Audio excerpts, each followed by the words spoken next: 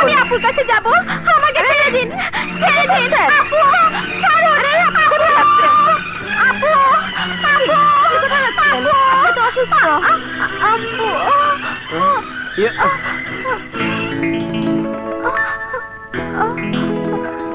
আমার আপু কোথায়? আমি আমার আপুর কাছে যাব। অবশ্যই যাবেন, কিন্তু আপনি এখন দুর্বল, আপনি অসুস্থ। সুস্থ হলেই আমি আপনাকে বাড়িতে পৌঁছে দেব। ডাক্তার সাহেব, ওনাকে আমি বাসায় নিয়ে যেতে পারবো? নিয়ে যান, কোনো অসুবিধা নেই, তবে একটু নিয়ম কানুন আছে। আমার চেম্বারে আসুন। রাজু একটা মাত্র ছেলে, সেই সকালে গেল। তার বাবার একটু চিন্তাও নেই, সে আছে তার টেলিফোন নিয়ে। বাসায় এসেও সেই টেলিফোন।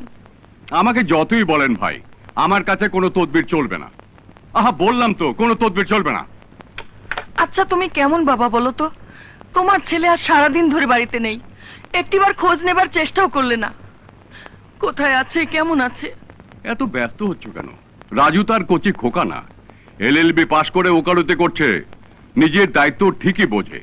তুমি অযথা চিন্তা করছো, ও ঠিকই চলে আসবে। এসো। তুমি তো ব্যস্ত হয়ে পড়েছিলে, ওই তো এলো।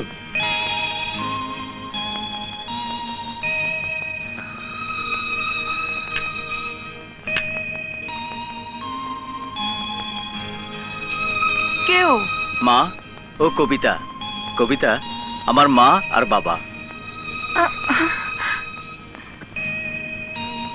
রাজু, হুম, ওর পরিচয়টা কি? বাবা, ও নদীতে ডুবে যাওয়ার সময় জেলেরা ওকে উদ্ধার করে। তারপর আমি ওকে হাসপাতালে নিয়ে গিয়েছিলাম। ওর যাবার কোনো জায়গা নেই তো, তাই তুমি ওকে বাড়িতে নিয়ে এলে। তুমি ভুলে গেছো এটা এসপি রায়হান গফুরের বাড়ি, কোনো আশ্রম নয়। যে নদীতে ডুবে মরতে চায় নিশ্চয়ই তার কোনো কলঙ্ক আছে। না, আমার কোনো কলঙ্ক নেই। ডাকাতের হাত থেকে পালাতে গিয়ে আমি পানিতে পড়ে গিয়েছিলাম। ডাকাত? কোন এলাকায় তোমার বাড়ি? শান্তিপুর থানা। বাড়িতে মা, বাবা, ভাই, বোন কেউ নেই?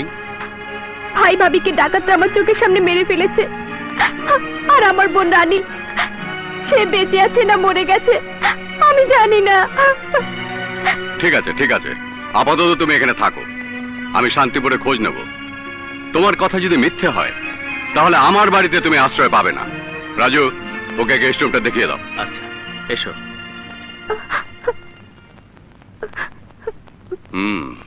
শান্তিপুর। ওসি সাহেব, সারা রাত আপনার সাথে থাকলাম, যা যা করলেন সব করলাম। আমার স্বামীর জায়গা দেন। দেবো দেবো, সময় হলে পাঠিয়ে দেবো। যা আমার বাড়ি যা। এই শোন, খবর দিলে দেখা করিস। হ্যাঁ,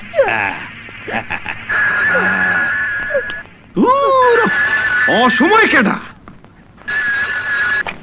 hello sir, salute sir.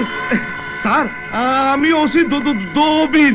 Dabir, তোমাকে শান্তিপুর থানার ওসি করে পাঠানো হয়েছে শমশের ডাকাতের হাত থেকে এলাকাবাসীকে রক্ষা করার জন্য। জি জি স্যার, আমি আহার নিদ্রা ত্যাগ করে জান প্রাণ দিয়ে চেষ্টা চালিয়ে যাচ্ছি স্যার। অথচ আকরাম মাস্টার আর তার স্ত্রী শমশের ডাকাতের হাতে খুন হলো, তার পরিবার ছিন্ন ভিন্ন হয়ে গেল। রাইট?